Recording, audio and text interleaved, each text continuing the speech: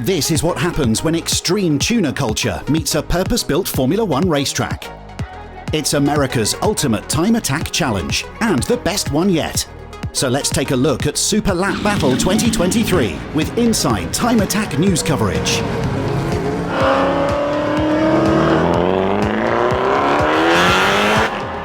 Last year's reigning champ returned with an even faster car. Now sporting a full carbon Kevlar body, further weight reduction and up to around 1300 horsepower, Feras was in good shape to best his previous time, an overall record of a 203.9. With previous Super Lap Battle winner LYFE Motorsports back in the picture, the chase for a new overall record was looking promising, and something of an import versus domestic rivalry. Jackie Ding returned hungry to claim the street class record before officially retiring the Supra. What had been a back and forth between him and Amir in the RS Future NSX for street class dominance was now coming to a close with Amir's move up to Unlimited and the Supra returning stronger than ever for one last dance. Was a new street class record in the cards? With the car seeing some upgrades over the winter like port injection, a bigger turbo and new tune resulting in a staggering 760 horsepower, it was certainly looking so. The road to unlimited class for any competitor is no small feat. Amir's approach to competition has always been to utilise all of the rulebook and go fast without neglecting aesthetics, something he picked up from watching the Japanese time attack scene for so many years. This journey to build an all-out NSX has excited time attack fans around the world. So we caught up with Amir on Friday as the RS Future team settled into the garages. We are back at Super Lap Battle, by far my favorite event of the year. It's been quite the journey since last year. Last year we were in street class, set the record, accomplished our goals, went to Road Atlanta, set the record, did everything we needed to do in street class and decided to tear the car apart and go to Unlimited, which has been an absolutely exhausting journey.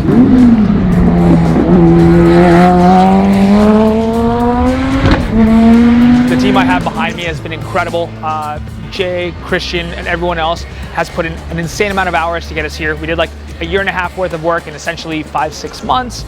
Lots of sleepless nights. First thing we did was take the car up to Riley at RS Motorsport, who's actually right there in his Trans Am, competing with us as well. Cut the back end off, cut the front end off. He took a bunch of the crazy ideas I had, put them into the car with his masterful fabrication. And we cut 300 pounds off the car, gonna cut another 100 pounds off soon. We didn't get to do everything we wanted to do for Super Lap Battle. Unfortunately, time constraints were difficult, but we have a good baseline. We basically did as much as we could, spent 41 hours in the last 2 days driving from Chuckwalla, where we did a shakedown from 8 to 6, drove straight to LA for 3 hours, and then from there we drove straight to Coda, which is another 24-hour drive non-stop.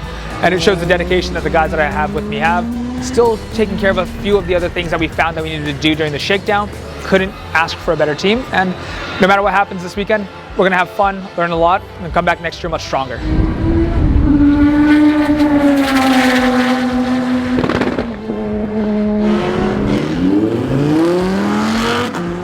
Morning of day one saw some cloudy, cooler weather. Ideal conditions if it weren't for strong winds, of which would linger throughout the weekend. The first morning session saw enthusiast class records broken. Jonathan Wheeler with a 228.3 in his 370Z, and Jeffrey Ting with a 230.0 in the FK8 Civic Type R. Cole Powelson was leading in the LYFE Motorsport GTR after laying down a fast 206.8, only 4/10 of their all-wheel drive record from the year prior. The Texas sun soon came out in full force, making the afternoon sessions more challenging. We caught up with Cole to get a closer look at their prospects for the weekend. So we're wrapping up day one here at Super Lap Battle. I've made it 3 out of the 4 sessions, and we're gonna call it a day and save some tires and energy for tomorrow. We were able to get back to a 206, had some issues in the morning, so we could have gone quicker. The weather was not in our favor, some issues with the car, but we got a new throttle body, that's fixed. I'm really excited to put some new sticker tires on in the morning and go. I think we have 2 good sessions tomorrow morning before it starts to get hot, but anything can happen. Right now we're sitting first overall in Unlimited, but Feras hasn't put a time down yet, so we could certainly get knocked down from that top spot pretty quick, but we're going to go out and swing even harder tomorrow.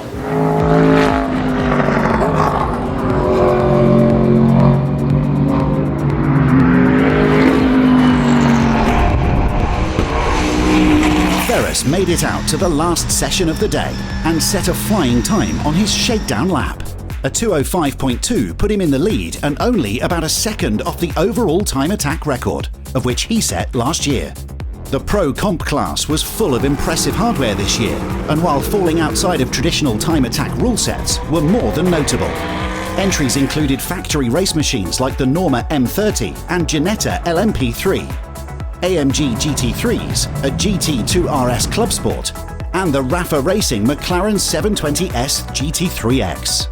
One of 15 in the world.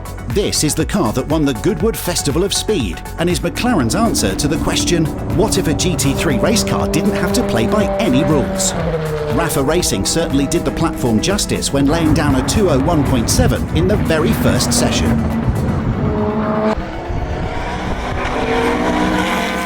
Pikes Peak hill climb teams were also present, like the Attacking the Clock Datsun 240Z and the Dussault-designed Chevy Camaro.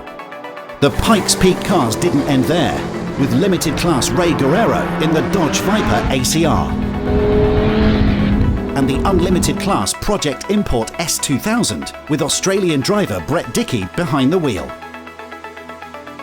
Electricity was in the air as day one of Super Lap Battle came to a close with record attendance, a stacked field of time attack cars, GridLife Touring Cup, drifting action and car show at the famed F1 circuit.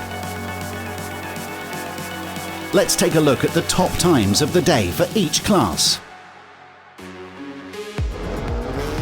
The enthusiast record-breaking times from the morning session stood strong for the remainder of day one.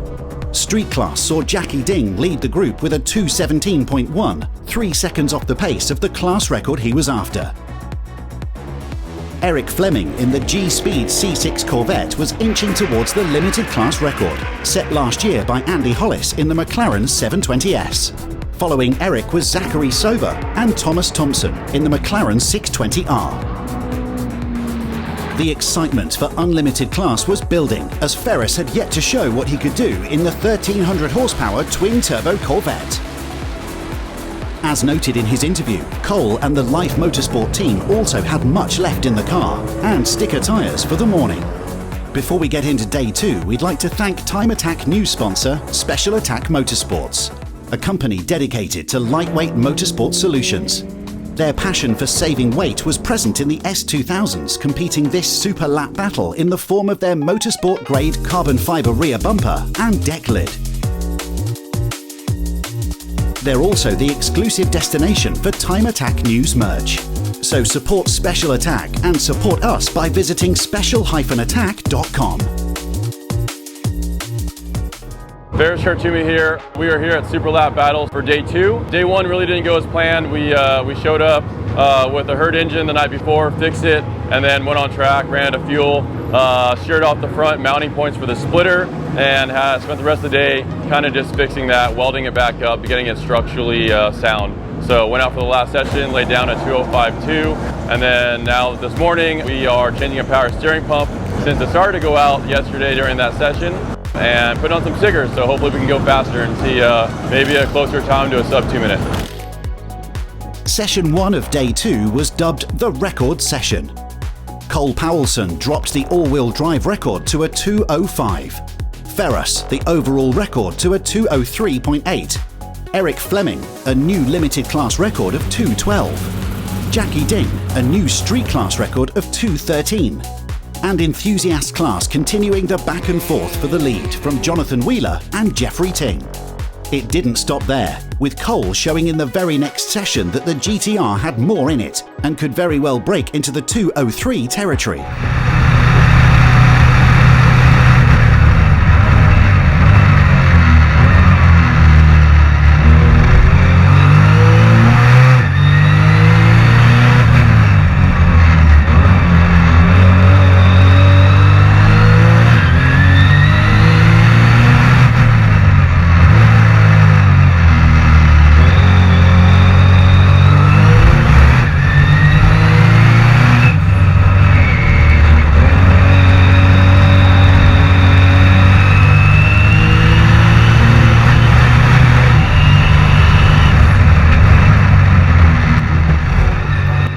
unfortunately ran into some traffic during his flying lap, on what seemed to be his best opportunity of the weekend. Often referred to as the best smile in time attack, we can't imagine he was smiling much coming off of this session. We decided to catch up with Jackie Ding, who was fresh off his morning record run and in very high spirits. Wow, what an event. It's just been freaking amazing. Yesterday was all over the place. The temperature was blazing. We got crazy winds. The car wasn't performing. Nobody was going fast. And then somehow Sunday comes around and the gods just gave us a morning of brilliance. It was wonderful. It was cool. It was wind blowing in the right direction. We got tailwind going into the onto the straight and the headwind going into the S's, which is perfect. We get more downforce. But my God, it was just the tiniest of margin. And we got it done. New street class overall record, 2:13.870.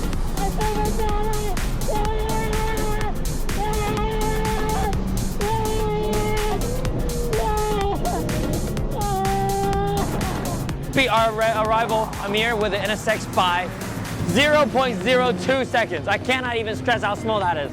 That's like maybe a nose. Yeah, it's just been crazy. So I'm super happy for the whole team. I did my best. I tried everything I could. I was crying on the way back, but like, yeah, just everything.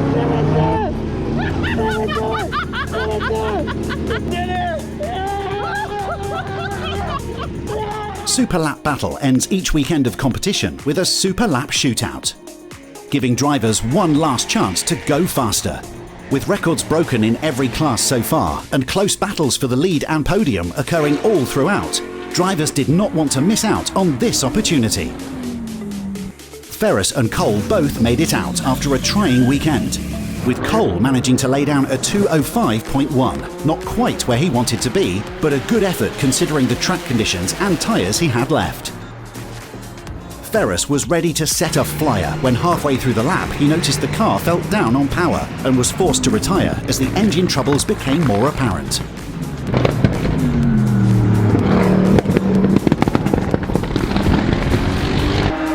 Jonathan Wheeler made good use of the shootout, setting a new enthusiast class record and reclaiming the lead from Jeffrey Ting in the process. Rafa Racing in the Pro Comp class managed to inch even closer to a sub 2 minute time, achieving an astonishing 2:00.83. Now with the fastest lap of the event, with a 2-minute 8:03, Mr. Cameron Lawrence and Rafael Martinez in their McLaren 720 GT3, Rafa Racing. Now to the fastest time attack class of the event. In third place with a 2:13.402, Mr. Cable Rosenberg in his Dodge Viper. Best sounding car here at Cable, congratulations. In second place with a new unlimited all-wheel drive record, a 2:04.379, Mr. Cole Powelson. Best smile in time attack. That is a new all-wheel drive record in unlimited class. Now with a new rear-wheel drive record, a new overall record, with a 2:03.850, Mr. Feras Khartoumi in his Car Optics Z06.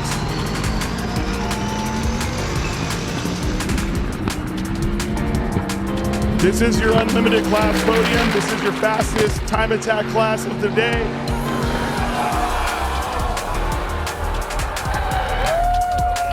The limited class, third place with a 2:16.994, Mr. Gabe Zamora in his Porsche 911 GT3 RS.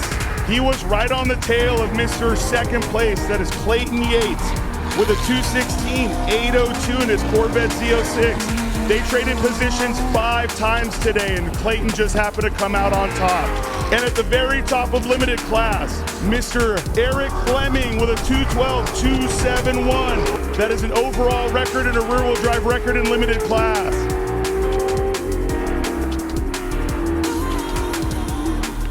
Street class, third place with a 2:22.851. All the way from California, Mr. Johnny Hernandez. Second place with a 2:22.766. Very tight podium. Mr. Kyle McCoo in his Toyota GR Supra PhD Racing. And with a new rear-wheel drive record and a new overall street class record with a 2:13.870. Mr. Jackie Dean with his GR Supra PhD Racing.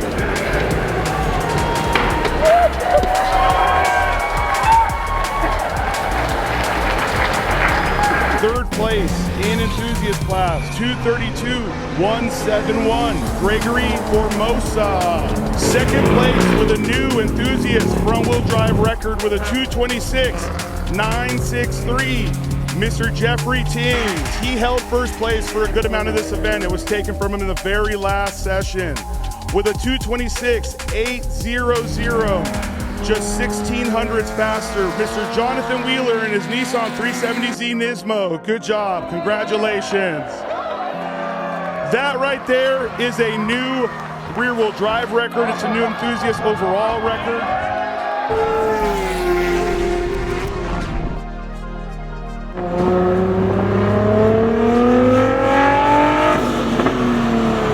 With the Time Attack season just starting up, be sure to subscribe and return for more Time Attack News inside coverage.